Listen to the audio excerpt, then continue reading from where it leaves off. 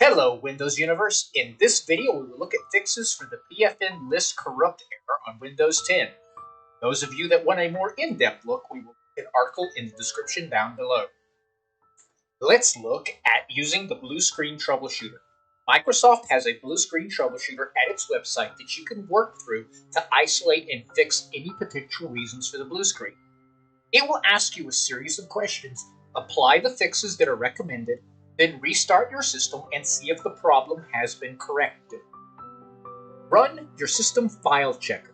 Open a command prompt and type in sfc /scan now and hit enter. This will take some time, but once it's finished, restart your system and see if the problem is resolved.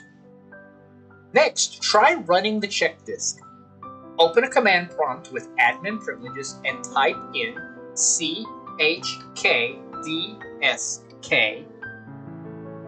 c:/f/r and hit enter.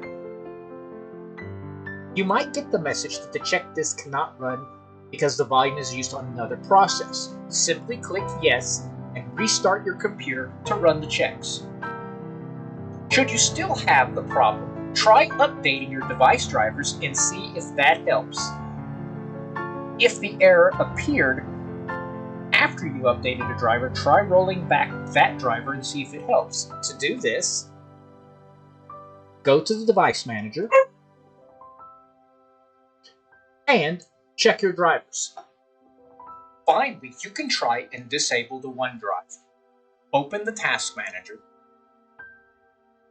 find the Startup tab, and find Microsoft OneDrive.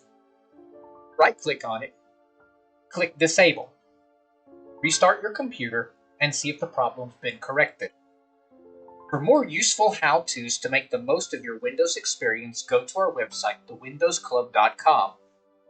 Give this video a thumbs up and subscribe to our channel, where we are always uploading new content aimed at making your digital universe just a little bit easier.